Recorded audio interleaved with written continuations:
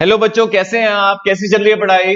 बच्चों, CA India ने आपकी टेस्ट सीरीज लॉन्च करी थी। तो टेस्ट सीरीज 1 का पेपर नंबर 3, जो कि स्टैटिस्टिक्स, लॉजिकल रीजनिंग और मैथमेटिक्स का था, उसका सॉल्यूशन बच्चों मैं आपके साथ डिस्कस करने जा रहा हूं। तो बच्चों, पीडीएफ अपने सामने खोलिए। तो इसके सॉल्यूशंस मैं आपको प्रोवाइड कर रहा हूं बच्चों। सबसे पहला क्वेश्चन है,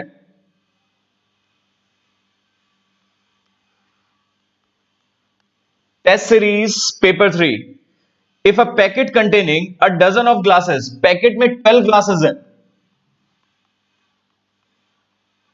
अब इन्होंने कहा, which of the following can not be the ratio of broken to unbroken classes. Options दिए हुए हैं आपको कि इनमें से कौन सा ब्रोकन और अनब्रोकन क्लासेस का रेशियो नहीं हो सकता। तो पहला ऑप्शन अगर मैं देखूं तो 3:1 बैठ रहा है। अब 3:1 का मतलब क्या है कि 4 में 3 तो ब्रोकन है, 4 में 1 अनब्रोकन है। तो 12 में कितना? Unitary method. तो बच्चों, ब्रोकन क्लासेस हो गए 9, अनब्रोकन क्लासेस हो गए 3, जो कि प्रैक्टिकली पॉसिबल है। तो इसलिए ये तो पॉसिबल है। अब बी ऑप्शन देखते हैं। अब बी ऑप्शन है बच्चों 6:1। इसका मतलब 7 में 6 ब्रोकन है, 7 में 1 अनब्रोकन है, तो 12 में कितना? तो बच्चों, ये जो वैल्यू आ रही है आपकी, ये फ्रैक्शन में आ रही है, और ब्रोकन और अनब्रोकन क्लासेस फ्रैक्शन में नहीं हो सकते। इसलिए बच्चों, कौन सा ऑप्शन ट्रू हुआ? Option B is true. तो पहले का आंसर है बी। ठीक है बच्चों, अब हम करते हैं दूसरा क्वेश्चन।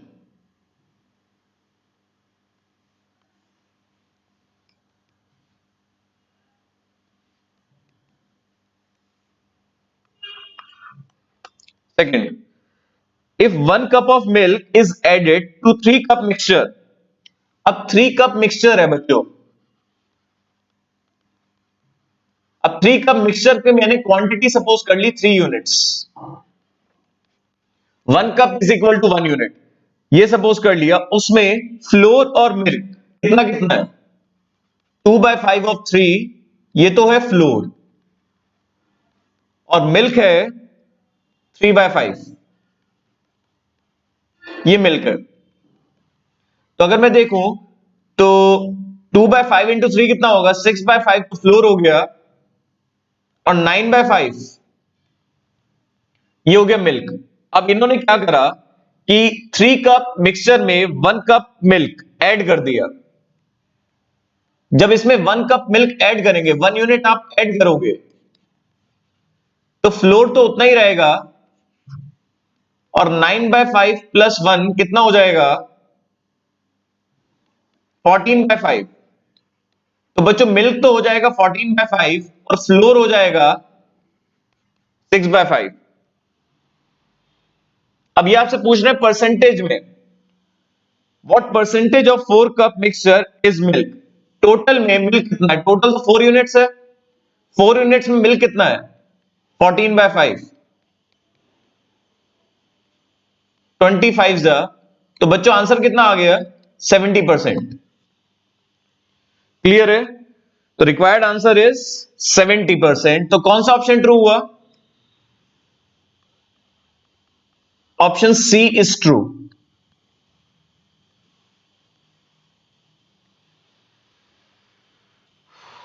अब बच्चों, थर्ड क्वेश्चन करते हैं।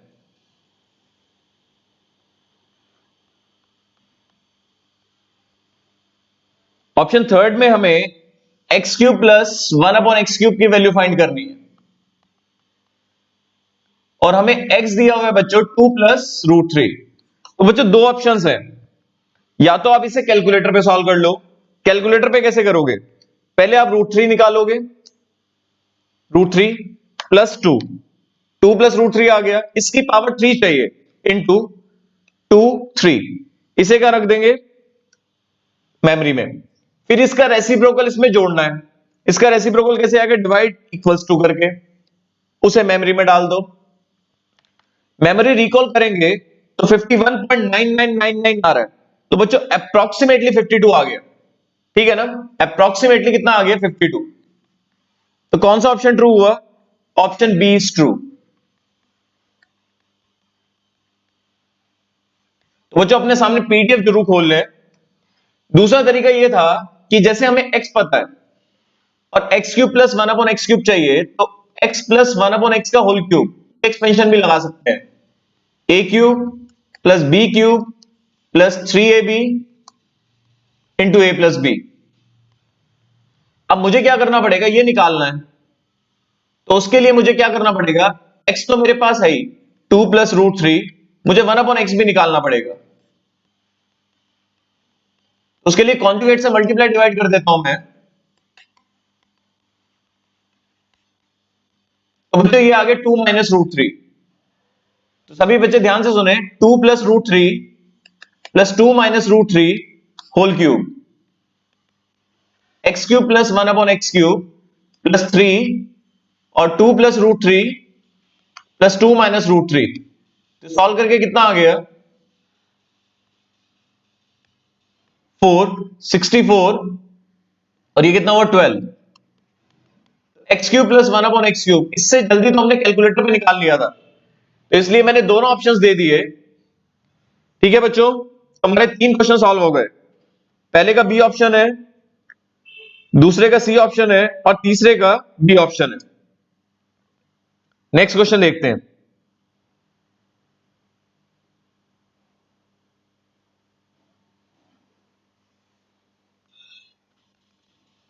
अब आपसे पूछ रहे हैं the number of digits in 2 to the power 54। तो कैलकुलेटर पे एरर आ जाएगा, 2 टू द पावर 54 में नंबर ऑफ डिजिट्स पूछ रहे हैं। ठीक है, तो कैलकुलेटर जो है वो 12 डिजिट कैलकुलेटर है, तो इसमें एरर आ जाएगा। ठीक है, तो कैलकुलेटर पे तो हो नहीं पाएगा, क्योंकि जो अलाउड कैलकुलेटर है वो 12 डिजिट कैलकुलेटर है, तो इसे हम एक्स ले लेते हैं। और बच्चों को मैंने याद करा रखा है कि कुछ आपको लॉग की वैल्यूज 10 बेस पे लर्न होनी चाहिए। जैसे लॉग 2 की वैल्यू आपको लर्न होनी चाहिए 0.3010 और लॉग 3 की वैल्यू आपको पता होनी चाहिए 10 बेस पे 0.4771। जब भी किसी में भी नंबर ऑफ डिजिट्स पता करनी हो तो आप क्या करेंगे, taking log on both sides.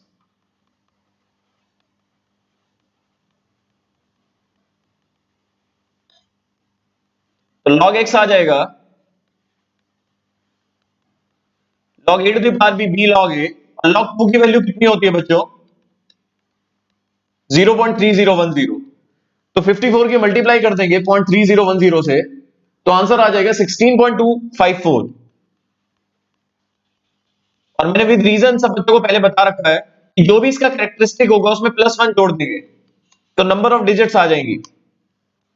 इसके पीछे रीजन है, अगर किसी ने रीजन देखना हो तो सुन ले। जब भी आपको log x से x निकालना हो तो जो भी पॉइंट से पहले होगा उसे 10 की पावर में ले जाएंगे, तो 16 डिजिट्स पॉइंट आगे तो प्लेस होगा ही, और जब आप इसका एंटी लॉग लेंगे तो सिंगल डिजिट के बाद पॉइंट लगाएंगे, तो एक डिजिट ये 16 डिजिट आगे प्लेस हो गया पॉइंट, तो 16 प्लस 1 नंबर ऑफ डिजिट्स कितनी होगी, 17। तो 17 बोलते ही डी ऑप्शन करेक्ट हो गया, ऑप्शन डी इज ट्रू। चलो अब आगे बढ़ते हैं, नेक्स्ट क्वेश्चन देखिए स्टूडेंट्स।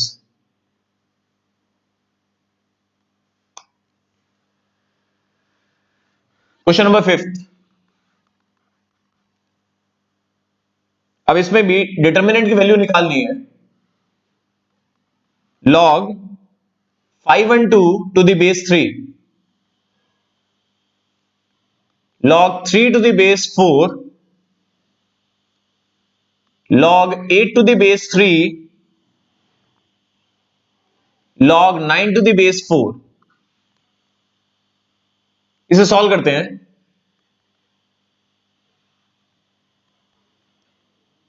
2 को कितने टाइम रेस करने पर 5 एंड 2 आएगा, 9 9 times.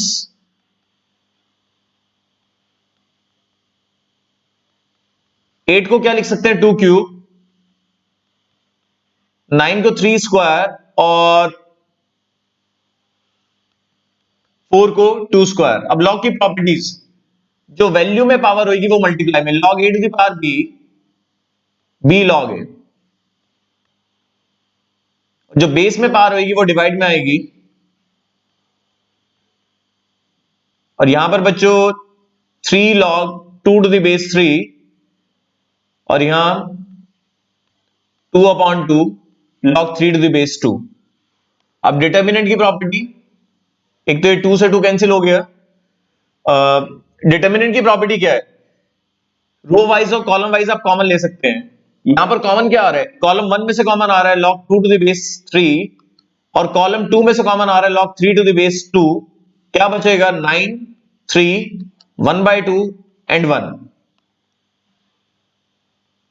log a to the base b और log b to the base a दोनों एक दूसरे के क्या होते हैं, रेसिप्रोकल। तो this can be written as 1 upon log 2 to the base 3, ये कैंसिल हो गया। और डिटर्मिनेंट 2/2, डिटर्मिनेंट एक्सपेंड कैसे करते हैं, 9 माइनस 3/2, सॉल्व करके कितना आएगा, 15/2। तो 15/2 इज द रिक्वायर्ड आंसर। बच्चे डिस्कशन हो रहा है इसलिए थोड़ा स्पीड से तो रहेगा ही। D option is true.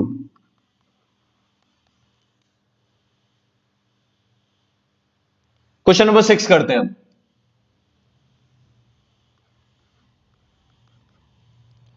Question number 6 में क्या करें, if A is a skew symmetric matrix of odd order, मतलब ऑड ऑर्डर का मतलब 3/3, 5/5, since A is a skew symmetric matrix.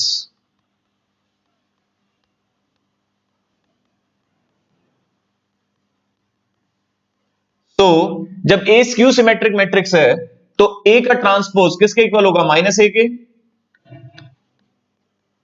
Taking determinant on both sides. Matrix का determinant और उसके transpose का डिटर्मिनेंट सेम होता है, तो ये हो जाएगा बच्चों डिटर्मिनेंट ऑफ ए। अब प्रॉपर्टी k इंटू ए का डिटर्मिनेंट क्या होता है, k to the power n into determinant of A. Since n odd है तो माइनस की ऑड पावर क्या होगी, माइनस, तो माइनस इधर आके प्लस हो जाएगा, twice of determinant is 0, so determinant is 0। तो ये रिजल्ट अब बच्चों आपको याद रखना है कि अगर ये स्क्यू सिमेट्रिक मैट्रिक्स है ऑफ ऑड ऑर्डर तो उसका डिटर्मिनेंट किसके इक्वल होगा, 0 के। तो कौन सा ऑप्शन ट्रू हुआ, ऑप्शन ए इज ट्रू।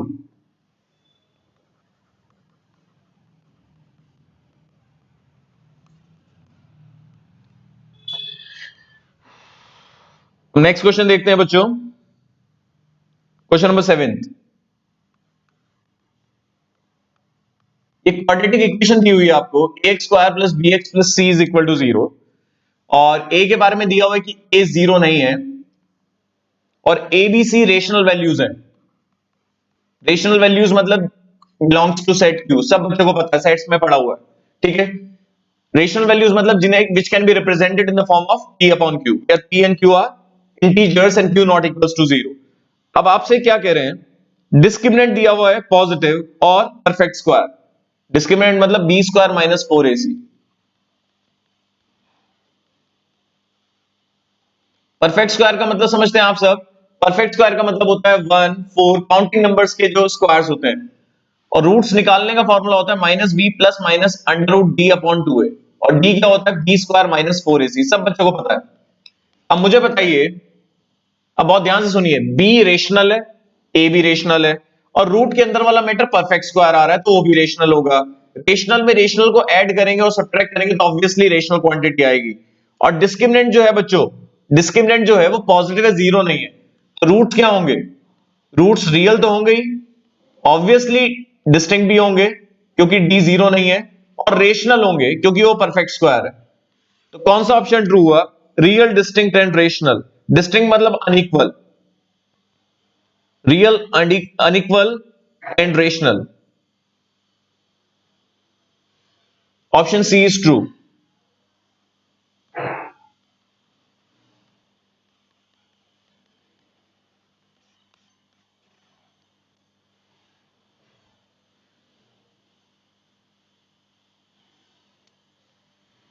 अब आ जाते हैं क्वेश्चन नंबर 8 पर।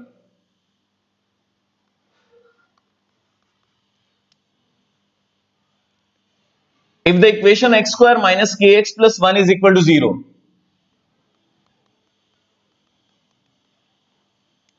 Has no real roots, real roots नहीं है।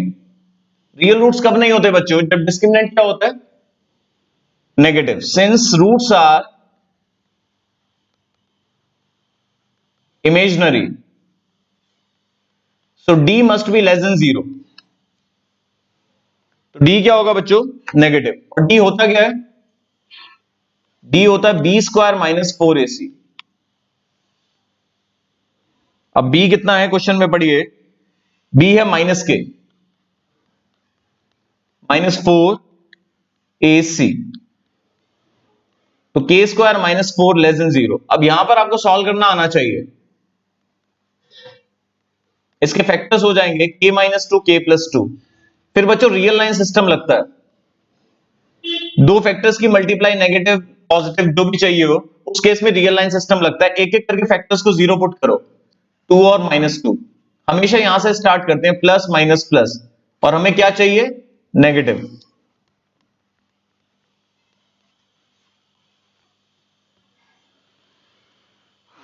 तो आंसर कौन सा ट्रू हुआ बच्चों, ऑप्शन सी इज ट्रू।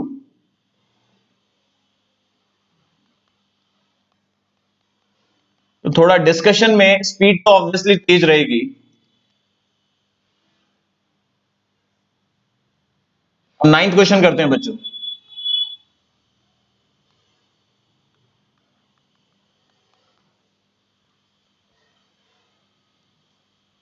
हमें सॉल्व करना है बच्चों, ये दिया हुआ है 1 is less than mod x-2 less than equal to 3।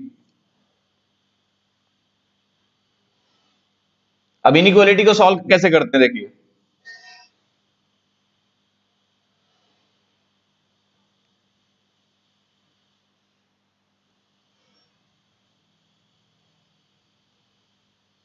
अब किन वैल्यूज का मॉड, मॉड x-2 जो है वो 1 से बड़ा होना चाहिए, साथ के साथ 3 से छोटा होना चाहिए। अब इन्हें सॉल्व करना आना चाहिए मॉडुलस इनइक्वालिटी को। किन वैल्यूज का मॉड 1 से बड़ा होता है, जो वैल्यूज 1 से बड़ी हो या फिर -1 से छोटी। साथ के साथ किन वैल्यूज का मॉड 3 से छोटा होगा, जो वैल्यूज -3 और 3 के बीच में लाई करेंगी। तो इसे सॉल्व करा तो x इज लेस देन 1 आया और x इज ग्रेटर देन 3 आया, और 2 ऐड करते हैं तो, अब एंड का मतलब बच्चों क्या होता है, कॉमन सॉल्यूशन ढूंढना। अब यहां पर हमें कॉमन सॉल्यूशन ढूंढना पड़ेगा। कैसे ढूंढेंगे, रियल लाइन पे पॉइंट्स लेते हैं, 1 3 -1 5। जो पहली वाली इनइक्वालिटी है उसका सॉल्यूशन क्या है, x इज लेस देन 1 और x इज ग्रेटर देन 3, और दूसरी इनइक्वालिटी -1 to 5। तो कॉमन सॉल्यूशन ये हुआ जहां डबल शेड हो रहा है, तो x belongs to -1 to 1 union 3 to 5।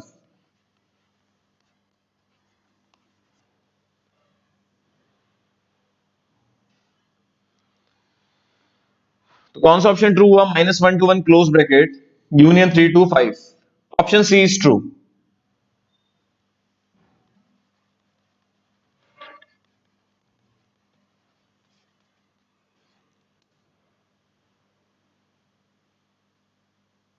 अब 10th क्वेश्चन पे आते हैं। 10th क्वेश्चन का जो ग्राफ है, एक बारी मैं आपके सामने ऊपर खोल देता हूं क्योंकि थोड़ा उससे आइडिया हो जाएगा, पीडीएफ में ही दिखाता हूं मैं ये ग्राफ।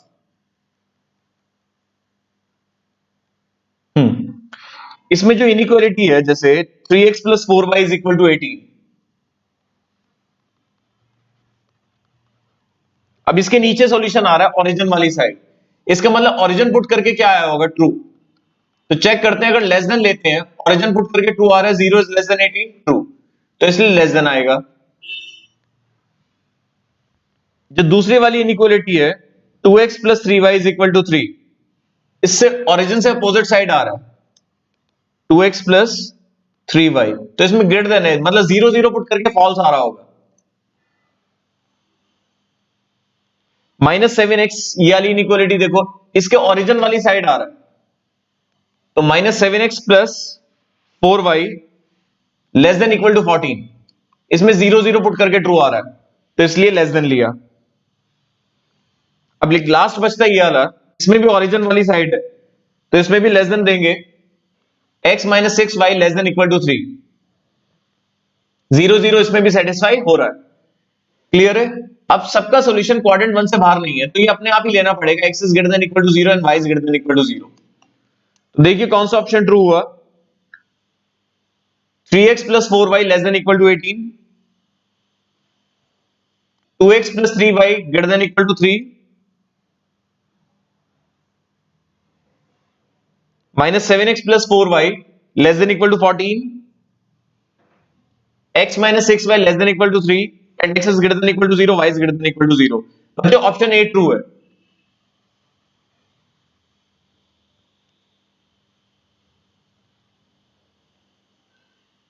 चलो अब आगे देखते हैं।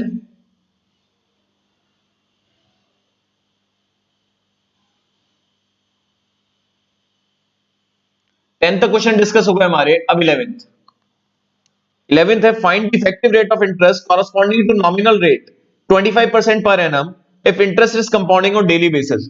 तो बच्चों इफेक्टिव रेट का फॉर्मूला क्या होता है? 1 plus R percent to the power N minus 1 into 100। जब डेली बेस पे कंपाउंडिंग हो रही है तो किस रेट से कंपाउंडिंग होगी? हाफ ईयर रेट से, सॉरी डेली के रेट से। और डेली का रेट कैसे आएगा? 365 से डिवाइड करके। और एक साल में कितनी बार कंपाउंडिंग होगी? 365 टाइम्स। निकालिए बच्चों क्या आंसर आ रहा है? 25 कैसे करेंगे? 25 डिवाइड बाय 36500 फिर प्लस 1, ये आ गया।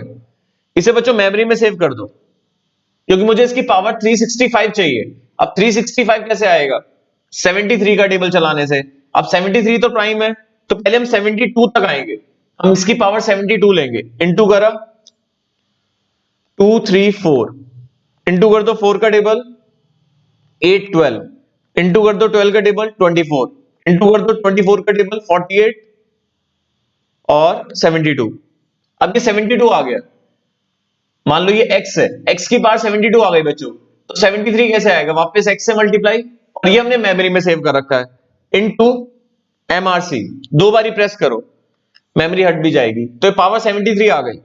अब आप इंटू करोगे तो पावर में 73 का टेबल चलेगा। 73 2 जा 3 जा 4 जा 5 जा 365, फिर माइनस 1 इंटू 100। तो इफेक्टिव रेट कितना आ गया? 28.39%।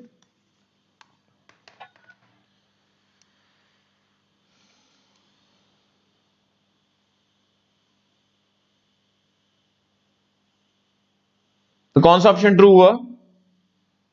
B option true.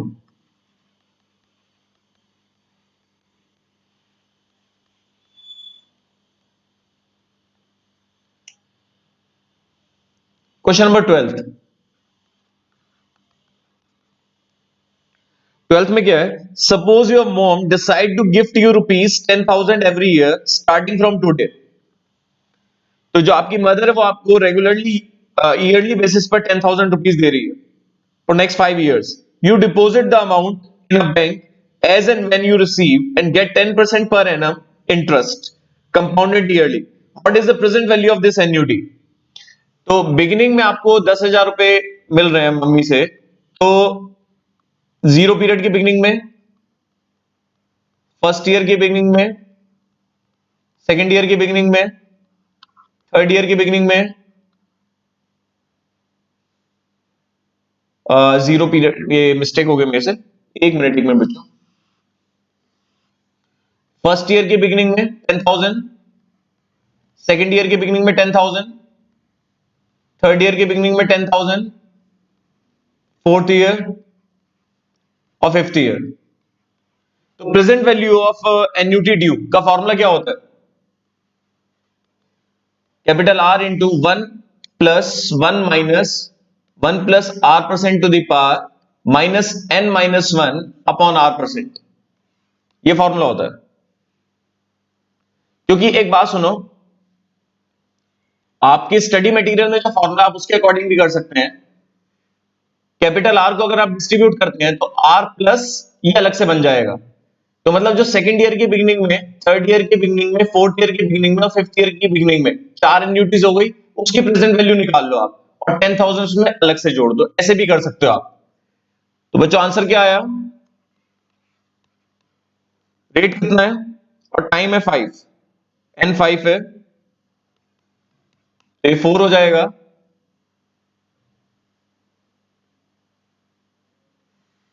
एक 10,000 1 plus 1 minus 1.1 to the power minus 4 upon 10%। अब ये निकालिए 1.1 into 234 divide equals to, reciprocal कर दिया, ये आ गया,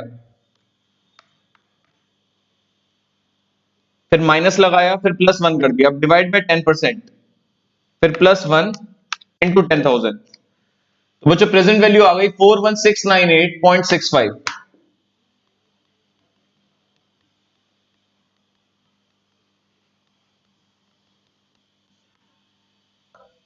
कौन सा ऑप्शन ट्रू है बच्चों? Option A, option A is true.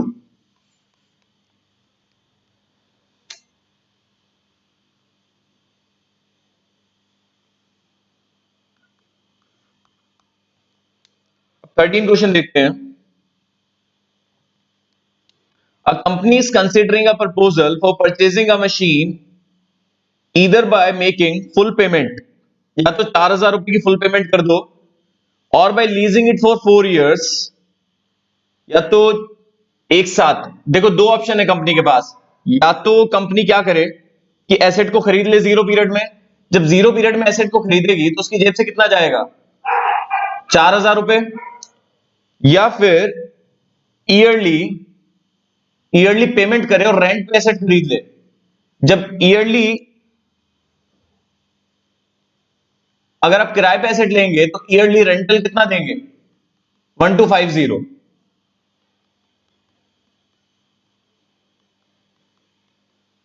तो ये आपकी जेब से आउटफ्लो होगा। और जब आप एसेट खरीदेंगे तो 4 साल बाद आपको एसेट क्या देगी? स्क्रैप भी देगी। तो स्क्रैप कितना देगी? कितना रियलाइज होगा scrap? 1000। Which course of action is preferable if the company can borrow money at 14% per annum compounded yearly. देखिए कंपनी के पास दो ऑप्शन है। क्या दो ऑप्शन है? या तो वो एसेट को किराए पे ले या फुल पेमेंट कर दे। अगर एसेट किराए पे लेगी तो ईयरली कितना रेंट देगी? 1250। तो 1250 तो डिफरेंट पीरियड में आउटफ्लो हो रहा है, ठीक है। तो इसकी जीरो पीरियड में वैल्यू पता कर लो, क्योंकि कंपैरिजन किससे करना है आपने।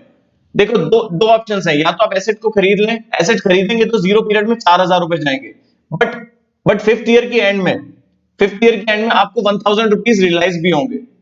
तो अगर इस ऑप्शन की बात करें, इस ऑप्शन में ऑप्शन कौन सा? परचेजिंग वाला जो ऑप्शन है, जो परचेजिंग वाला ऑप्शन है, इसमें नेट फ्लो कितना हो रहा है? 4,000 रुपए जा रहे हैं प्लस 1,000 रुपए आ भी रहे हैं, मतलब वो फोर्थ ईयर की एंड में आ रहे हैं बच्चों। तो फोर्थ ईयर की एंड में आ रहे हैं तो उसकी जीरो पीरियड में वैल्यू कितनी होगी? तो किसी भी वैल्यू की जीरो पीरियड में वैल्यू पता करनी हो तो ये फॉर्मूला पता लगाना पड़ता है, a upon 1 plus r% to the power n is equal to p, single amount की प्रेजेंट वैल्यू, और रेट कितना? 14%। तो ये निकालते हैं 1.14 into 234 divide equals to into 1000। तो ये आ रहा है 592, ये प्लस है माइनस 4000। तो अगर आप एसेट खरीदते हैं तो नेट जेब से कितना जा रहा है? जीरो पीरियड में इतना जा रहा है, ठीक है। ये तो हुआ परचेजिंग में खर्चा। और अगर आप रेंटल एग्रीमेंट में होते हैं तो जीरो पीरियड में कितना फ्लो हो रहा है? तो डिफरेंट पीरियड्स में जो फ्लो हो रहा है उसकी जीरो पीरियड में वैल्यू पता करें। Annuity, present value of annuity का फॉर्मूला क्या होता है? r into 1 minus 1 plus r% to the power minus n upon r%। इसे सॉल्व करिए, इंटू 234 डिवाइड इक्वल्स टू, और माइनस करा प्लस 1 डिवाइड बाय 14% इंटू 1250।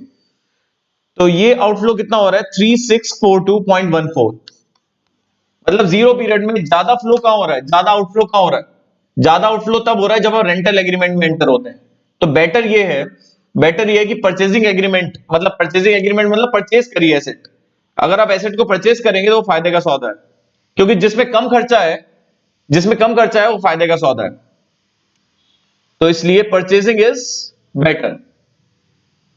जो स्टडी मटेरियल में क्वेश्चन है उसमें उसमें रेंटल एग्रीमेंट में एंटर होना इसलिए फायदेमंद था, उसके पीछे रीजन है क्योंकि इस केस में फायदा क्या हो रहा है, इस केस में जब आप एसेट खरीदते हैं, एसेट के ऑनर बनते हैं, तो 4 साल बाद जब आप एसेट बेकार हो जाएगी तो आपको 1000 रुपीज का रियलाइजमेंट होगा, तो वो भी कंसिडर करना है इसमें।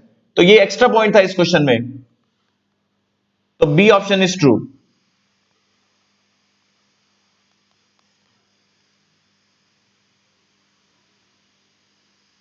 14 क्वेश्चन।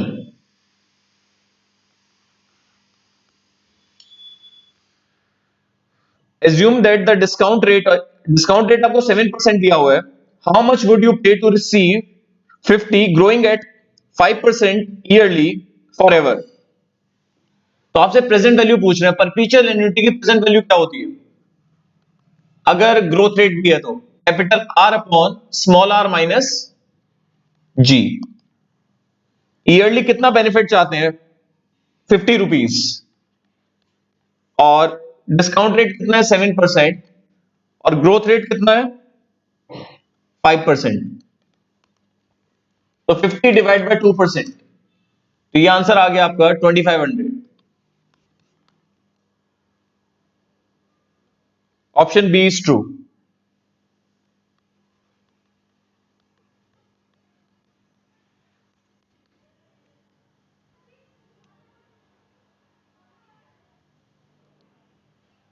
Question number 15।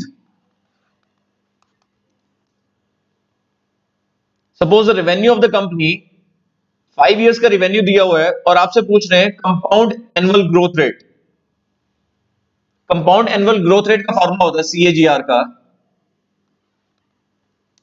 जितने भी टोटल पीरियड्स होते हैं, क्योंकि देखो इन जो सेल्स है 100 से 120 हुई 1 साल का पीरियड, फिर 120 से 160 2 साल, फिर 160 से 210 3 साल, 210 से 280 4 साल, ठीक है ना। तो इसलिए टाइम पीरियड जो लिया जाता है वो 1 कम लिया जाता है। अब ये मान लो कि इनिशियल निकालने का तरीका बता देता हूं मैं। इनिशियल आपका 100 रुपए का सेल था, तो आफ्टर 1 2 3 4 1 ईयर बाद तो हो गया 120, 2 ईयर बाद 160, 3 ईयर बाद 210, 4th ईयर बाद तो एवरेज रेट मैंने 8% ले लिया।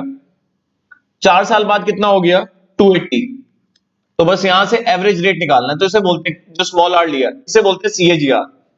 कंपाउंडेड है, फॉर्मूला कंपाउंड वाला है और एवरेज रेट है। तो 1 + R% इसके इक्वल होगा 280 अपॉन 100 का फोर्थ रूट। R अपॉन 100 2.8 का fourth root -1।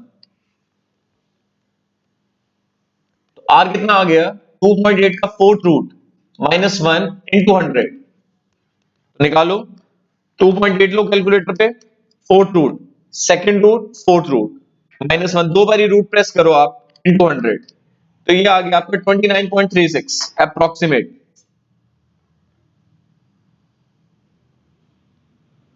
Option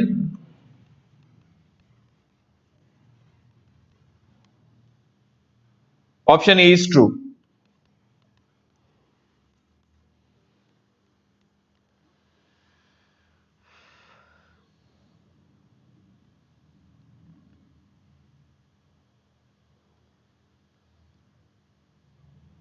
next question देखते हैं, क्वेश्चन नंबर 16।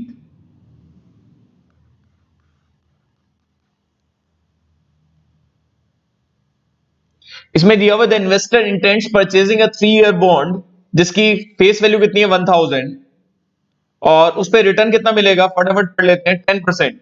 मतलब अगर आप 1000 रुपए का बॉन्ड खरीदते हैं तो आपको 100 रुपए का रिटर्न मिलेगा। मतलब खरीदते जितने का भी है, अगर फेस वैल्यू 1000 वाला बॉन्ड लेते हैं, ठीक है, आपको 100 रुपए का रिटर्न मिलेगा। और एक चीज और दी हुई है, अगर ये मैच्योर किस पे होता है प्रीमियम पर 10%, मतलब 3 साल का बॉन्ड है, 3 साल बाद आपको कितना मिलेगा, 1000 रुपए का बॉन्ड है, 1000 रुपए मिलेंगे प्लस 10% प्रीमियम 1100 रुपए मिलेंगे। ठीक है। अब आपसे पूछ रहे हैं, इन्वेस्टर जो चाहता है वो 14% रिटर्न चाहता है, मतलब कंपनी से तो रिटर्न 10% मिल रहा है, कंपनी से रिटर्न 10% मिल रहा है, बहुत ध्यान से सुनना। अब मार्केट रिटर्न दे रही है 14%, तो एक्सपेक्ट कर रहा है कि मुझे 14% चाहिए, तो ऑब्वियसली वो 1000 का तो खरीदेगा नहीं, 1000 का खरीदेगा तो उसे मार्केट तो 14% रिटर्न दे रही है, तो 1000 से कम का खरीदेगा तो वो कितने का खरीदना चाहे मार्केट से कितने का खरीदना चाहे, ठीक है, वो उतने का ही खरीदना चाहेगा। मैं आपको बताता हूं, क्योंकि मार्केट में उसे 14% रिटर्न मिल रहा है, तो अगर यही रिटर्न उसे मार्केट से चाहिए, यही रिटर्न उसे मार्केट से चाहिए, उसे कितना पैसा लगाना पड़ेगा? तो प्रेजेंट वैल्यू पता करो आप। 100 रुपए अगर आपको मार्केट से चाहिए, ठीक है, तो आपको कितना लगाना पड़ेगा? 100 रुपए एन्युटी की प्रेजेंट वैल्यू, और सिंगल अमाउंट की प्रेजेंट वैल्यू क्या होती है,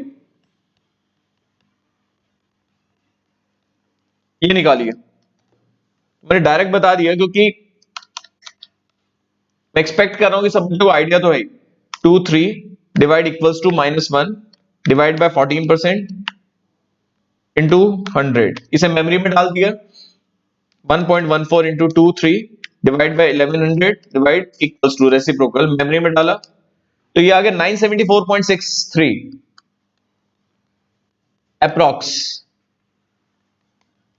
तो स्टडी मटेरियल से थोड़ा डिफरेंट था। स्टडी मटेरियल में जो था वो मैच्योर पार पे हो रहा था, ये प्रीमियम पे हो रहा है, तो इसलिए कौन सा ऑप्शन ट्रू हुआ? Option B is true.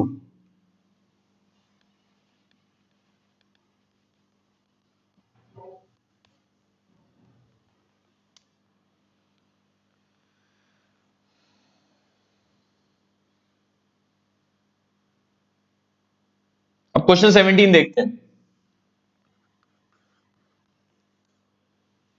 If you want to receive rupees 1000 per month forever starting from today, then how much will you need to invest now? अभी कितना पैसा लगाना चाहिए जिससे कि 1000 रुपए फॉर तक मिलते रहे, और अभी से ही मिलते रहे? तो परपीचुटी के केस में बिगनिंग का फॉर्मूला क्या होता है? प्रेजेंट वैल्यू ड्यू का फॉर्मूला, कि कितना पैसा लगाएं कि आज ही से आपको मिलना शुरू हो जाए। Capital R plus capital R upon small R. Capital R तो 1000 है, और रेट कितना है? 10%।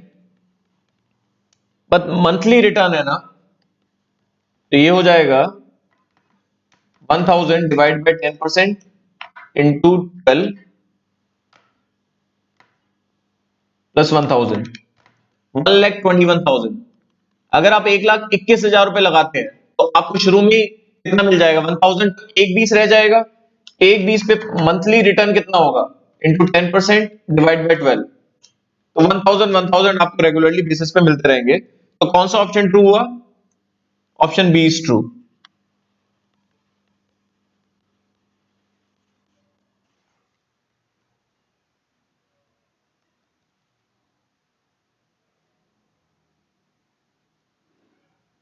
चलो अब आ जाते हैं क्वेश्चन नंबर 18 पर।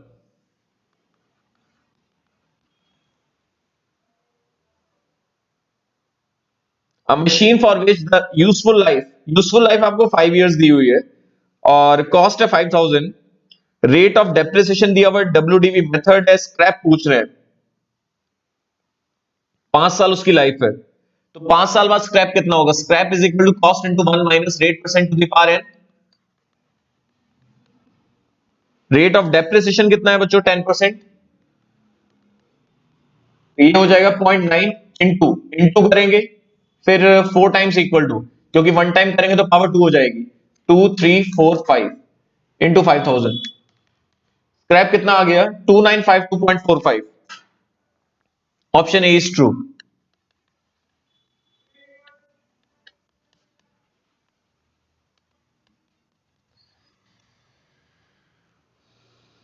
अब आ जाते हैं 19 क्वेश्चन पे।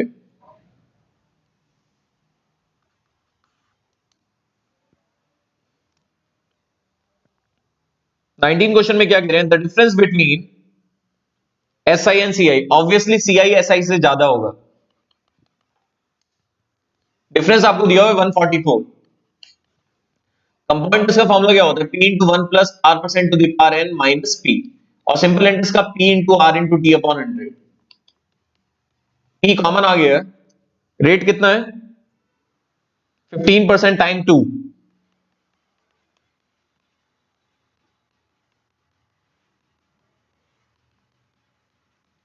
ये हो जाएगा 1.15 इंटू इक्वल टू पावर 2 हो गई -1, और फिर 15 इंटू 2, ये 30 अपॉन 100, ये 0.3 हो जाएगा। ये आ गया कैलकुलेटर पे। अब ये पूरी की पूरी वैल्यू डिवाइड 144 को इस डिवाइड करना है इससे, आप उल्टा डिवाइड करो, डिवाइड बाय 144 और फिर डिवाइड इक्वल्स टू। तो डिवाइड इक्वल्स टू इसलिए करा क्योंकि आपने गलत डिवाइड कर दिया, मतलब रेसिप्रोकल फॉर्म में डिवाइड कर दिया, तो 6400 आ गया। ऑप्शन डी ट्रू है।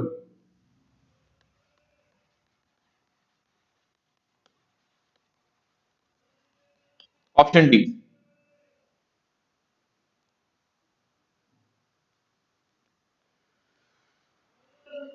अब क्वेश्चन नंबर 20 पढ़ते हैं।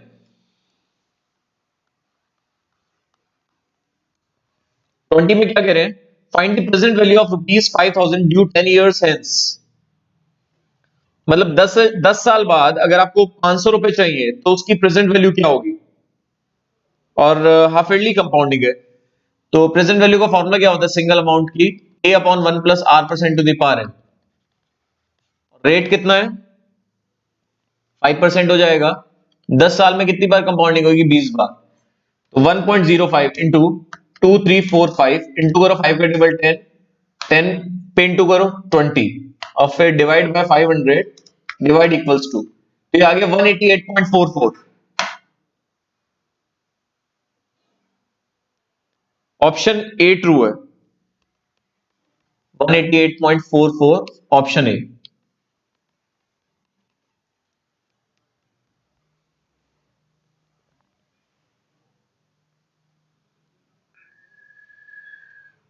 अब क्वेश्चन नंबर 21 देखते हैं। As borrows ₹5 lakh to buy a house if he pays equal installment for 20 years। मतलब लोन लिया 5 लाख रुपीस का और इक्वल इंस्टॉलमेंट्स हैं 20 सालों तक। तो ऑब्वियसली जो इंस्टॉलमेंट्स हैं, इंस्टॉलमेंट्स की प्रेजेंट वैल्यू आपको दी हुई है लोन अमाउंट, ठीक है। What is the equal annual instalment? तो प्रेजेंट वैल्यू का फॉर्मूला क्या होता है एन्युटी का? V is equal to R into 1 minus 1 plus R percent to the power minus N upon R percent. 5 lakh रुपए का लोन है, किस्त पता करनी है और रेट कितना है? 10%। टाइम पीरियड 20 सालों का लोन है। निकालो यहां से कितना आ रहा है? 1.1 इंटू 2345, 5 आ गया, 5 पे इंटू करेंगे 10, 10 पे इंटू करेंगे 20 और फिर डिवाइड इक्वल्स टू -20, पावर आ जाएगी, फिर माइनस लगा देंगे क्योंकि ये माइनस है, फिर +1 करेंगे डिवाइड बाय 10%। तो ये पूरा पूरा सॉल्व करके आ जाएगा। आप 5 लाख को इससे डिवाइड करेंगे तो उल्टा डिवाइड करो, डिवाइड बाय 5 लाख और फिर डिवाइड इक्वल्स टू, तो मुझे कितना आ गया? 58729.84। 58729.84। मैं बताता हूं कौन सा ऑप्शन ट्रू है। 58729.84, ये है D option true. 58729.84 option D is true.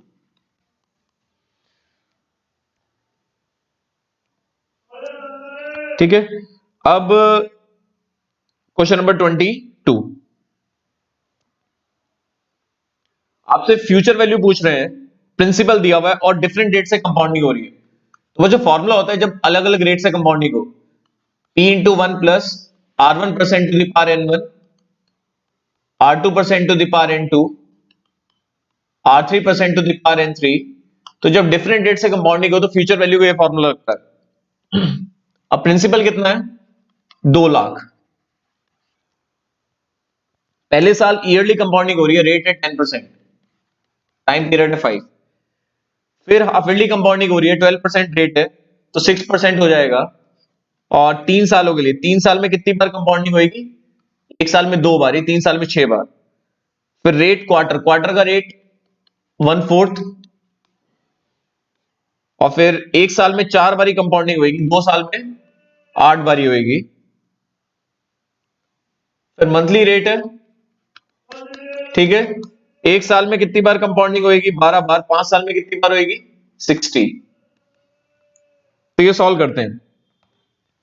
Calculator पे कैसे सॉल्व करते हैं देखिए, पहले 1.1 लेंगे इनटू 2345, इसे मेमोरी में डाल देंगे। फिर बच्चों 1.06 लेंगे, इसकी पावर 6 इंटू 23 इंटू करो 6, ये आ गया। अब बच्चों इसकी मल्टीप्लाई इससे कर दो, इनटू मेमोरी रिकॉल।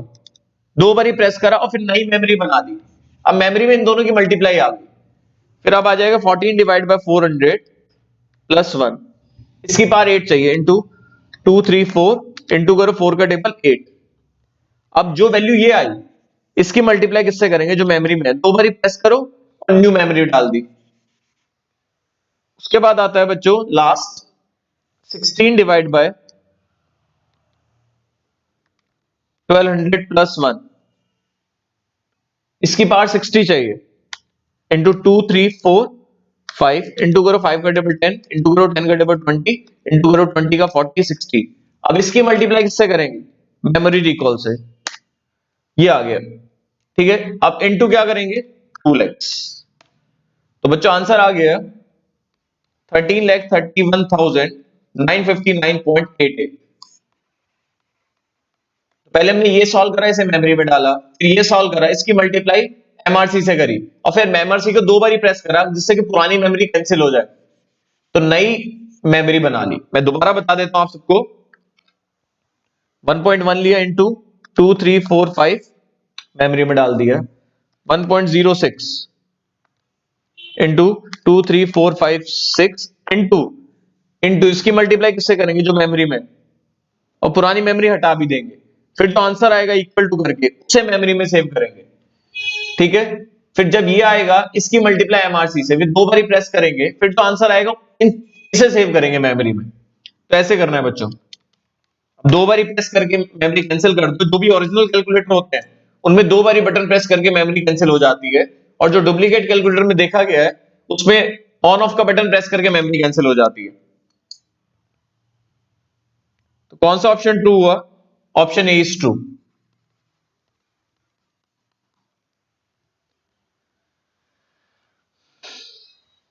अब क्वेश्चन नंबर 23 देखते हैं। If the letters of the word Rachit are arranged in all possible ways, और आपसे पूछ रहे हैं then find the rank of the word Rachit. Rachit की रैंक पता करनी है।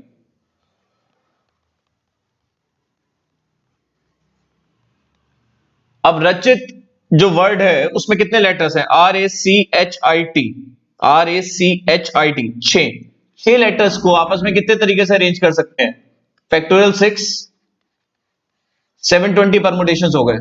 ठीक है, तो 720 परमुटेशन हो गए। अब आपसे पूछ रहे हैं कि जो वर्ड रचित है वो किस पोजीशन पे आएगा। मैं आपको बता देता हूं, टोटल 720 परमुटेशन बनेंगे, 720 सीरियल नंबर आएंगे। अब उसमें रचित किस स्थान पे आएगा ये बताना है। RACHIT। डिक्शनरी के हिसाब से देखें तो आर का नंबर बाद में आएगा, पहले ए वाले आ जाएंगे, ए के बाद देखें तो सी वाले भी आ जाएंगे, एच वाले भी आ जाएंगे, और आई वाले भी आ जाएंगे। ठीक है, टी वाला तो आर के बाद आएगा। ठीक है, तो इसे फिल करने के कितने ऑप्शन है, एक दो तीन चार, 4 ऑप्शन है। एक यूज हो गया कोई भी। अब इसके लिए कितने बचेंगे, 5 4 3 2 1, तो 480 परमुटेशन तो ये हो गए। क्लियर है, 480 परमुटेशन तो ये हो गए। अब आगे आओ,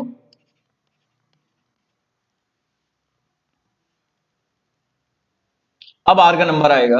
डिक्शनरी के हिसाब से देखें तो आर ए आएगा, और फिर सी आएगा। डिक्शनरी के हिसाब से देखें तो फिर एच आएगा, और फिर आई आएगा, और फिर टी।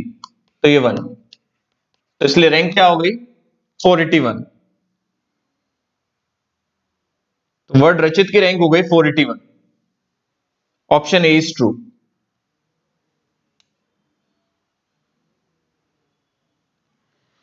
तो जो 1 मिनट का ब्रेक ले लेते हैं, फिर स्टार्ट करते हैं आगे।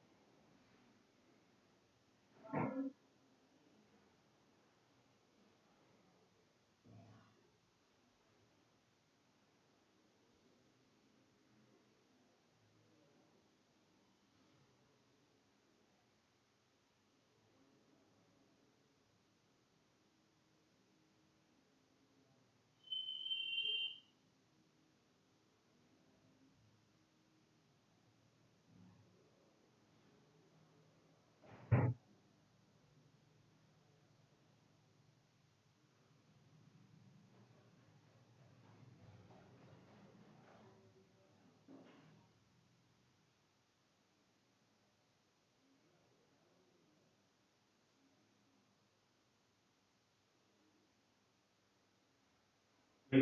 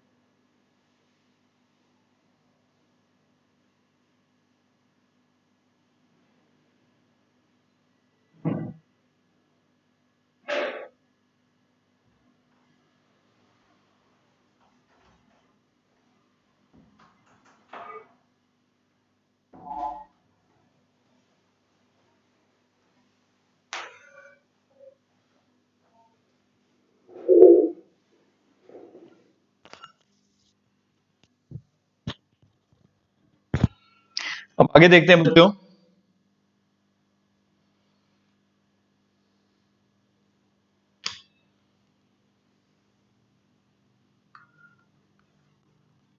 24th, how many four letter words can be formed using the letters of the word ineffective?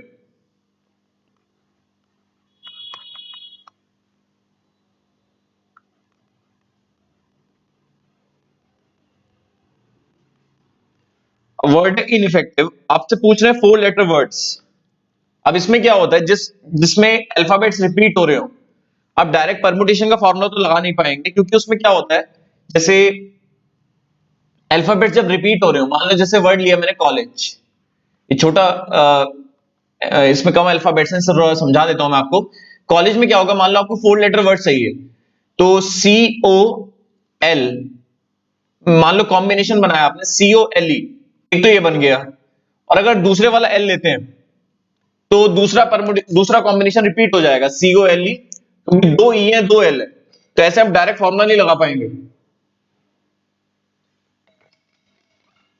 Direct फॉर्मूले का मतलब यहां पर ये है कि जैसे COLLEGE, आप डायरेक्ट 7C4 नहीं कर पाएंगे, क्योंकि उसमें कॉम्बिनेशन रिपीट होंगे।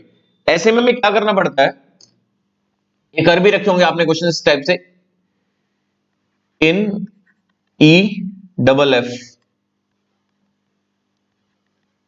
CTIVE, इस टाइप से इनइफेक्टिव।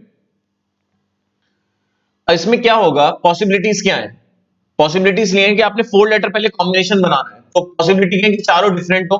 डिफरेंट वाले कितने बनेंगे, जैसे ये 1 2 3 4 5 6 7, 7C4, और फिर इनके परमुटेशन भी बनाने पड़ेंगे इंटू फैक्टोरियल 4। दूसरा केस क्या है कि दो दो सेम हो जाएं और दो डिफरेंट, सेम वाले कितने बनेंगे, मान लो E2 आ गया या I2 आ गया, F2 आ गया, तो ये कितने बनेंगे, 1 2 3, तीन में से कोई भी एक चाहिए, और बाकी दो डिफरेंट डिफरेंट किसमें से आएंगे, बाकी जो बच जाएंगे अल्फाबेट्स, 6 × 6C2।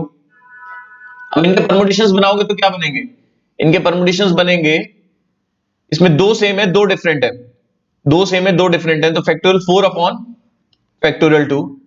तीसरा केस,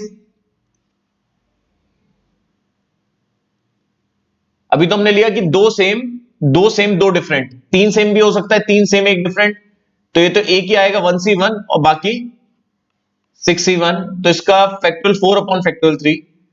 चौथा, दो सेम एक जैसे EFF ऐसे भी हो सकते हैं, तो तीन पेयर है, तीन में से दो चाहिए, इनके permutation factorial 4/फैक्टोरियल 2।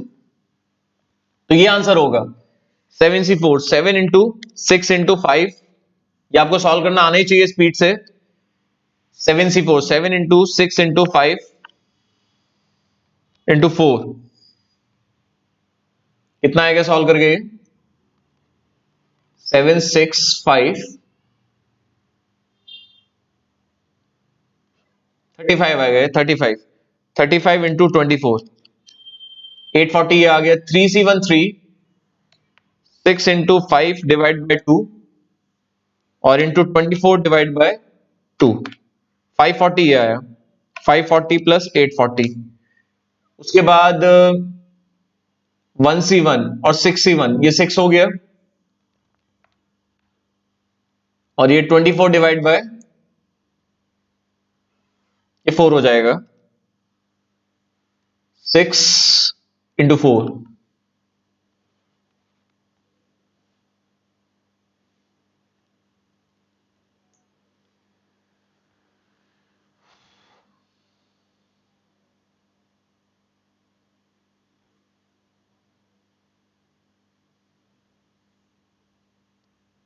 1 minute 1 minute,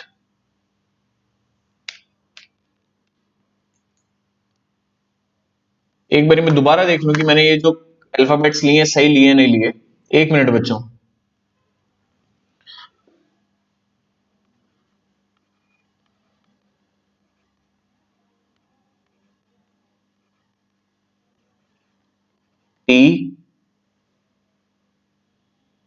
TIVE। Possibilities क्या है, जब आपने 4 लेटर कॉम्बिनेशन बनाने हैं तो 4 लेटर कॉम्बिनेशन जो बनाने हैं इसमें या तो चारों डिफरेंट हो। चारों डिफरेंट कितने होंगे, 1 2 3 4 5 6 7। 7C4 × factorial 4। केस 1। केस 2 क्या होगा, केस 2 होगा दो सेम हो जाए तो 3C1 × 6C2 और इनके फैक्टोरियल 4/फैक्टोरियल 2। और अगर आप तीन सेम ले लें तो 1C1 और एक डिफरेंट 6C1, तो इसका अरेंजमेंट क्या बैठेगा, फैक्टोरियल 4 और जो सेम है उनके फैक्टोरियल से डिवाइड, क्योंकि तीन सेम है। और पॉसिबिलिटीज क्या है,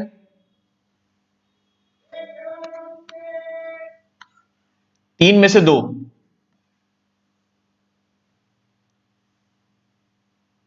3C2, तो तीन में से दो पेयर और दो फैक्टोरियल 4/फैक्टोरियल 2।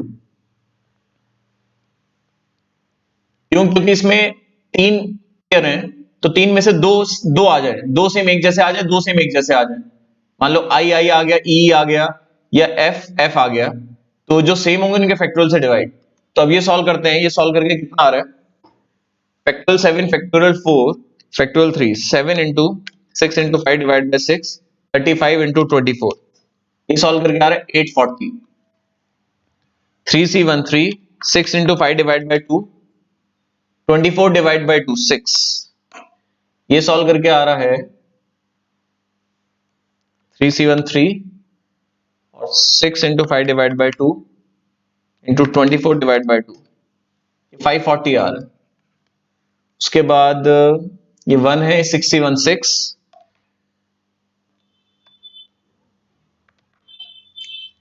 24 ये आ रहा है। और नेक्स्ट है 3C2 3 18 ये। तो चेक करते हैं, ये 840 प्लस 540 प्लस 24 प्लस 18 1422। तो 1422 is the required answer.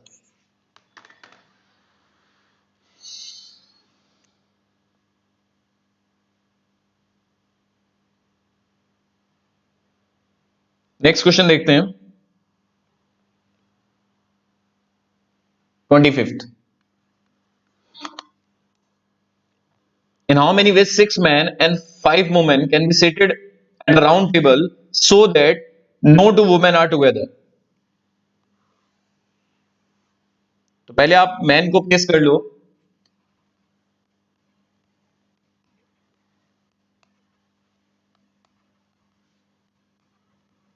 Six man है।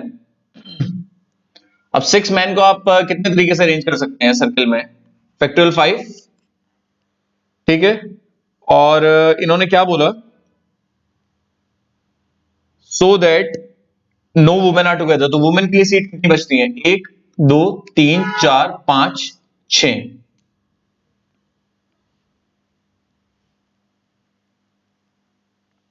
ठीक है, तो ये कितना आ जाएगा नॉर्मल, तो फैक्टोरियल 5, और वुमेन के लिए परमुटेशंस कितने हो जाएंगे, फैक्टोरियल 6। तो आंसर कितना आएगा, सॉरी वुमेन है 5 और प्लेसेस कितनी है, 1 मिनट, 1 2 3 4 5 6 प्लेसेस पे 5 को अरेंज करना है। तो ये कितना हो जाएगा, 6P 5, तो ये हो जाएगा फैक्टोरियल 6, 120 इंटू 720, 86400।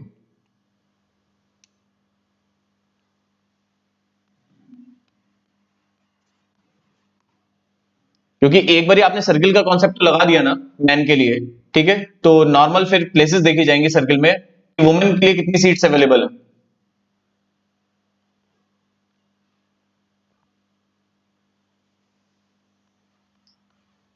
तो ये ऑप्शन सी ट्रू हो गया, ठीक है। और पिछले क्वेश्चन का जो आंसर है वो बी ऑप्शन है जो हमने करा था। उसके बाद नेक्स्ट क्वेश्चन है, there are 3 letters and 5 directed envelopes. तो 3 तो लेटर्स हैं और 3 एनवलप्स हैं। Write the number of days in which no letter is put in the correct envelope. कोई भी लेटर करेक्ट एनवलप में नहीं जाए, वो पॉसिबिलिटीज बतानी है। तो पॉसिबिलिटीज क्या है, L1 E2 में गया, L2 E3 में गया, एक पॉसिबिलिटी तो ये है L1 L2 L3 directed envelopes ये हो गए। L1 E3 में गया, L2 E1 में गया और L3 E2 में। तो दो पॉसिबिलिटीज हैं, एक ये दो पॉसिबिलिटीज है। Option A is true.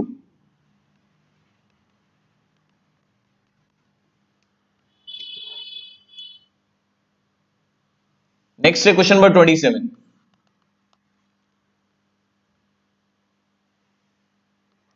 NC1 plus NC2 plus NC3 and so on up to NCN।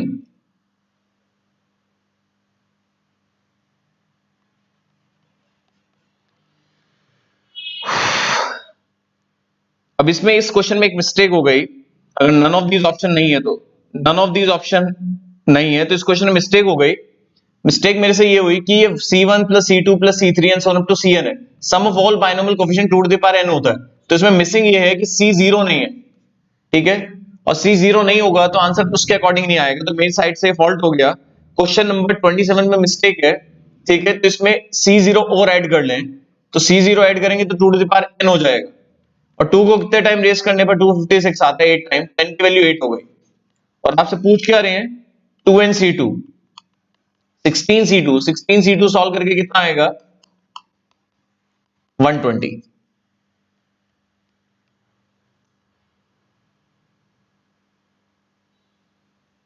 अब next question number 28। 7 into 1 upon 8 plus 1 upon 5 sorry plus 10 into 1 upon 5 square plus 13 into 1 upon 5 cube. ये पहला part इसका AP है, दूसरा GP है, तो AGP हुआ। तो सम ऑफ इंफिनिटी का फॉर्मूला एजीपी का जो मैं लिखने जा रहा हूं तब लगता है जब जीपी की फर्स्ट टर्म 1 हो।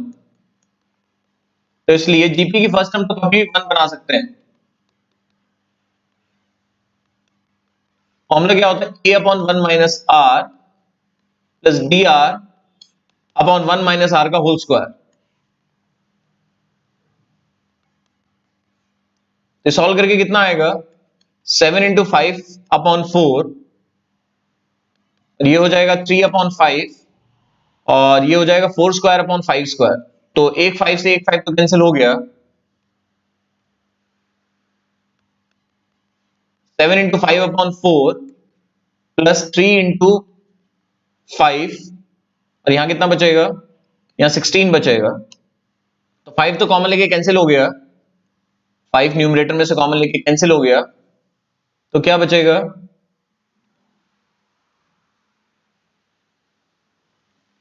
7 upon 4 plus 3 upon 16, 16 LCM 28 plus 3 31/16। Option B is true.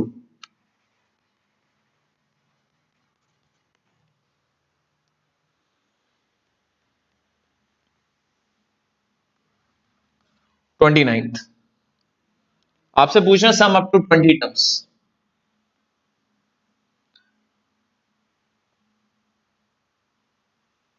अब क्वेश्चन नंबर 29 में भी एक फॉल्ट है, मैं आपको बता देता हूँ, वो भी मेरी से मिस्टेक हो गई क्योंकि इसमें भी नन ऑफ दीज नहीं है।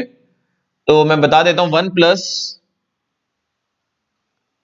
Plus two by two, one plus two plus three by three, ये सीरीज है। तो स्पेशल सीक्वेंस के जितने भी क्वेश्चन सम वाले हैं, पहले आपको nth टर्म निकालनी पड़ेगी। ठीक है, तो nth टर्म कैसे निकालेंगे? फर्स्ट टर्म में क्या आ रहा है? One upon one, second term में one plus two upon two, third term में one plus two plus three upon three. तो nth टर्म में क्या आएगा? One plus two plus three up to n upon n।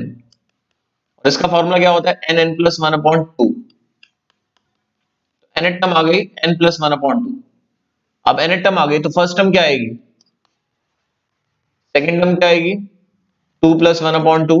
Third term कितनी आएगी? Three plus one upon to. 20th term क्या आएगी? 20 plus one upon to. जब आप सबको जोड़ोगे तो सम आ जाएगा, वन अपॉन टू कॉमन आ जाएगा। जब सबको जोड़ोगे तो ये समीशन 20 हो जाएगा, और वन को 20 टाइम जोड़ोगे 20 आएगा। Summation 20, sum of first 20 natural numbers क्या होता है? 20 into 21 n plus one upon two. तो बच्चों ये आगे 210 प्लस 20 डिवाइड बाय टू। तो रिक्वायर्ड आंसर कितना हो गया? 115। तो दो क्वेश्चन अब तक मिस्टेक हो गई, दो क्वेश्चन में प्रॉब्लम हो गई। एक तो 27 में प्रॉब्लम है, एक 29 में।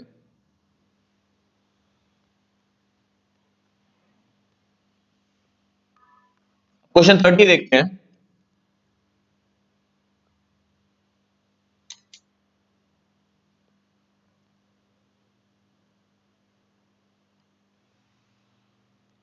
One upon one into six plus one upon six into eleven plus one upon eleven into sixteen plus one upon sixteen into 21 plus, आपको सम चाहिए अप टू 30 टर्म्स। तो 30 टर्म निकाल लो आप। तो 1 6 11, पहला पार्ट 1 6 11 एपी है, इसकी 30 टर्म क्या होगी? A plus 29 b. 29 into five plus one 146, और दूसरा उससे 5 ज्यादा है तो 151। इसे लिख सकते हैं one minus one upon six, balance करने के लिए one upon five, one upon six minus one upon eleven, one upon five balance कर लिए क्योंकि ऊपर फाइव आ रहा है। One upon eleven minus one upon sixteen, अगर लिखेंगे तो न्यूमरेटर में फाइव एक्स्ट्रा आ रहा है तो वन अपॉन फाइव। तो one upon one forty six minus one upon one fifty one, balance करने के लिए वन अपॉन फाइव। अब सभी टर्म्स में से वन अपॉन फाइव कॉमन आ जाएगा,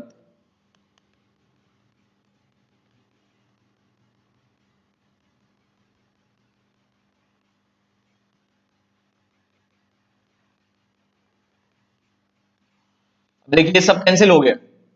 ठीक है, पिछला माइनस और नेक्स्ट प्लस कैंसिल हो रहा है, तो नेक्स्ट प्लस पिछला माइनस कैंसिल हो रहा है। ठीक है, ये प्लस वन ये कैंसिल नहीं हो पाएगा, और लास्ट 151 वाला पार्ट कैंसिल नहीं हो पाएगा। एलसीएम ले लो, तो आंसर आ गया 30 अपॉन 151।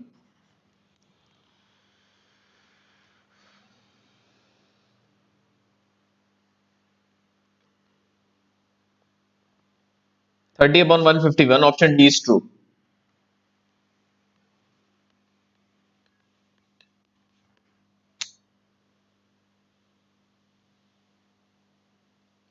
क्वेश्चन नंबर 31, आपसे 10 टर्म पूछ रहे हैं और आपके सामने सीरीज है 5 प्लस 7 प्लस 13 प्लस 31 प्लस 85। देखो बहुत ध्यान से सुनिए, ये डिफरेंट सीरीज है। जैसे गैप देखिए, 2 6, कितना है ये 18, और ये कितना है 54। तो 2 6 6 3 जा 18, 3 जा 54, डिफरेंस जीपी में। तो मैं आपसे 10 टर्म निकाल के दिखा रहा हूं, कैसे निकालेंगे। देखो फर्स्ट टर्म में अगर आप डिफरेंस जोड़ेंगे एक बारी, फर्स्ट टर्म में ये 2 जोड़ेंगे तो सेकंड टर्म आएगी, दो डिफरेंसेस जोड़ेंगे तो थर्ड टर्म आएगी। देखिए आप, फर्स्ट टर्म कितनी है 5, 5 में दो डिफरेंस जोड़ो आप, एक तो T2 माइनस T1 कितना है, ये 2 है, और एक और डिफरेंस जोड़ो 6 13, तो दो बारी डिफरेंस जोड़ेंगे तो थर्ड टर्म आएगी। ऐसे फर्स्ट टर्म में 10 टर्म निकालने के लिए 9 डिफरेंसेस जोड़ेंगे, 2 plus 6 plus 18 plus 54 plus dot dot dot up to 9 terms, 9 terms तक डिफरेंसेस जोड़ दो आप, तो 10 टर्म आ जाएगी। और ये जोड़ेंगे कैसे? ये जीपी है, A R to the power n minus one upon r minus one, 3 minus one 2, 3 to the power 9 solve करते हैं इंटू 2 3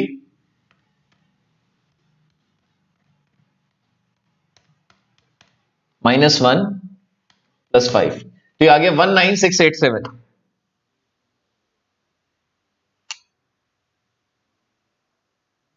एक बारी मैं दोबारा देख लेता हूं।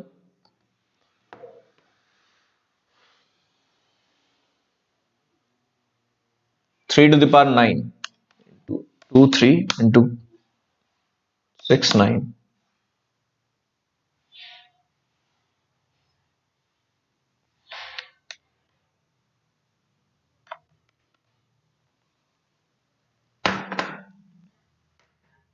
तो आपसे 10 टर्म पूछ रहे हैं। फर्स्ट टर्म में डिफरेंसेस जोड़े, फर्स्ट टर्म में हमने कितने डिफरेंसेस जोड़े, 9 डिफरेंसेस जोड़े। डिफरेंसेस हैं क्या, 2 6 18, ठीक है। तो जीपी है, जीपी की फर्स्ट टर्म कितनी है 2, कॉमन रेशियो कितना है 3, तो A R to the power N minus one upon R minus one.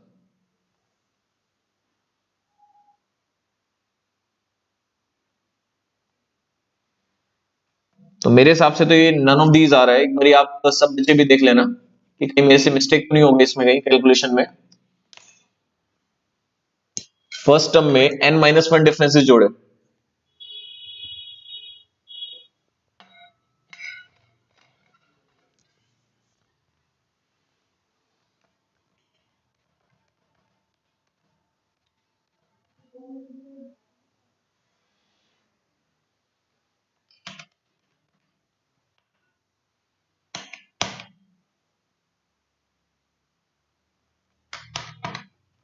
One nine six eight seven ही आ रहा है, तो डी ऑप्शन है।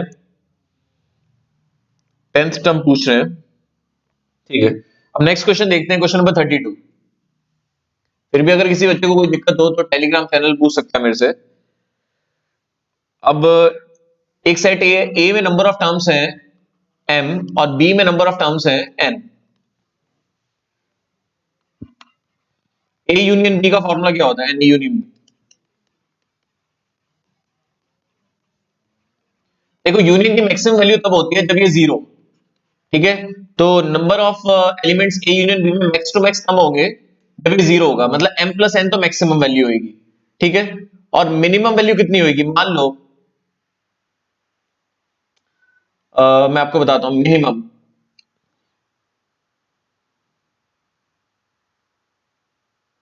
और m n से बड़ा है, ये बोला हुआ है m n से बड़ा है, तो minimum maximum number of elements तो m प्लस n होंगे, ठीक है। और मान लो एक सेट ए में 6 एलिमेंट्स हैं और बी में 11 5 एलिमेंट्स हैं, तो यूनियन में मैक्स टू मैक्स 11 एलिमेंट्स होंगे, प्रोवाइडेड दोनों सेट्स के हो डिस्टिंक्ट हो, अलग अलग, कुछ भी कॉमन नहीं हो, ठीक है। और मिनिमम कितने होंगे,